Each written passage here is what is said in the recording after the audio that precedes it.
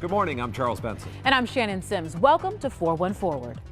From today's TMJ4, this is 4-1 Forward.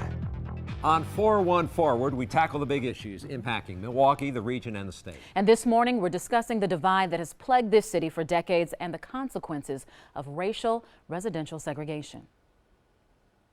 Separate but equal is no longer the law of the land, yet many Milwaukee neighborhoods remain segregated.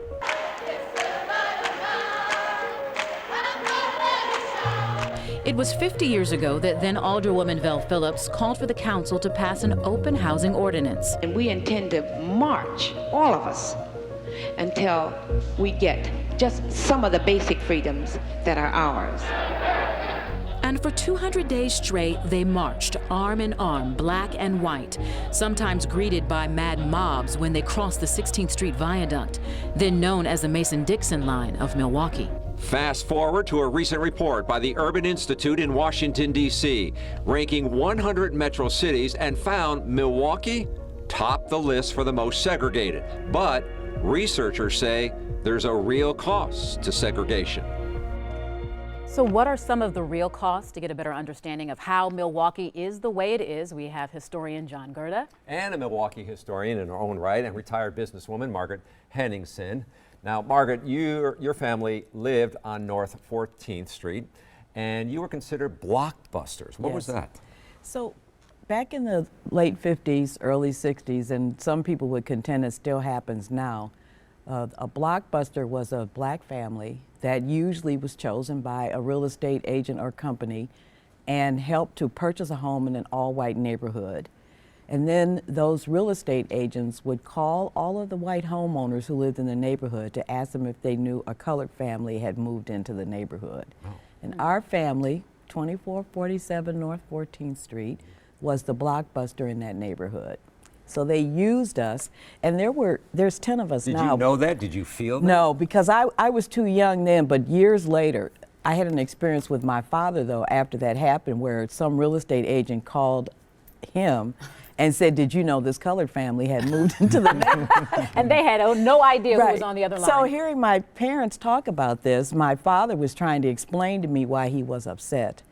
But years later, when all of this came out, then I had a better understanding of it. And that's how I, came to the conclusion that this kind of activity had to stop. And that led me into becoming a real estate agent.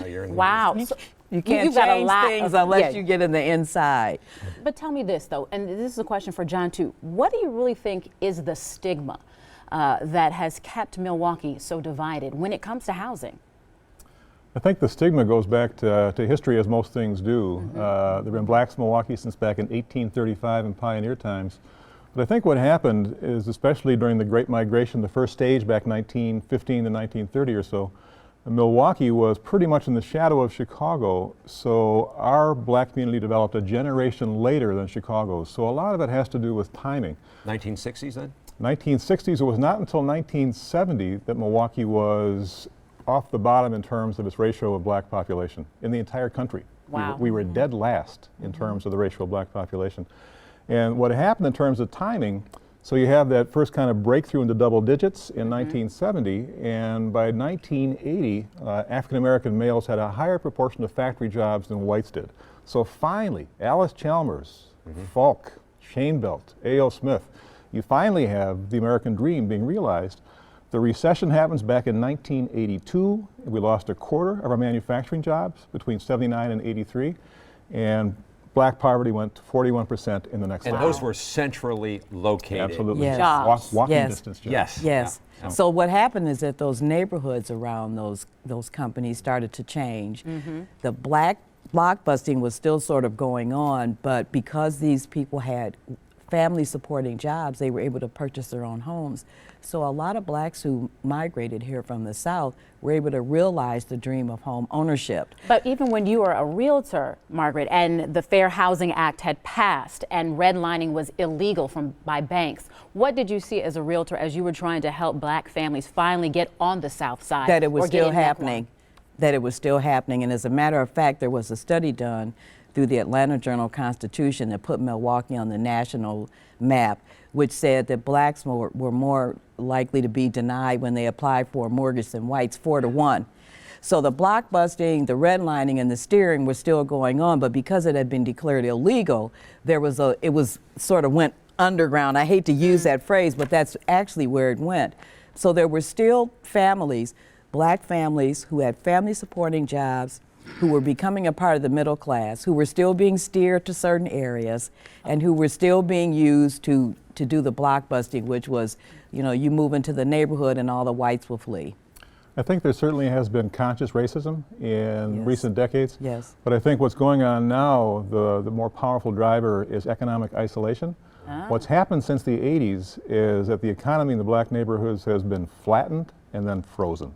And that's I like that. Flattened, then frozen. There's been no progress over the last 50 years. The same rhetoric that followed the unrest in Sherman Park last year was the same as it was back in 1967. So we're seeing more economic segregation. Absolutely, it's isolation, and you look at some of the numbers. There are neighborhoods like River West, which is about 20-25% black, Harambe, which is 75%. The line between them is Humboldt Avenue, or Holton Avenue, Holton, you're right. Holton Street, and there's no more receptive area in Milwaukee than River West, but the black population on the west side is 74% of that population, but about 60% of the income on the other side. It's buying power, and that results in a lack of mobility. So we got about a minute left here. Are things changing? Are the lines being moved? I would say, yeah, John's gonna let me answer because he knows I'm gonna say no. But I'd say that there are people working on it, but there's not people working on it fast enough. One of the things that happened in Milwaukee is when this decline started, there was no plan B to Z. The city did not have a plan for how they were going to attack this. They're still talking about bringing back jobs. The economic segregation is a fact, and it happens because people are not looking at ways to change it.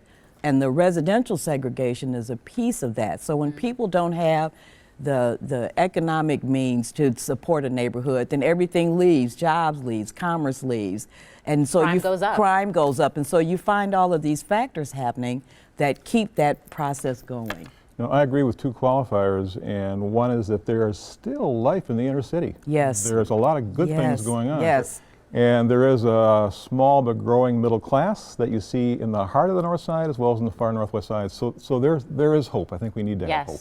That's how I like to end it on hope. Right there. All right, how do you break down the racial barriers, and can you actually measure the results in money? Well, we'll talk to a local professor who can make dollars and cents of the numbers. Plus, the local science trip that every kid wants to go on because of one cool rule. Hint, it's very hands-on.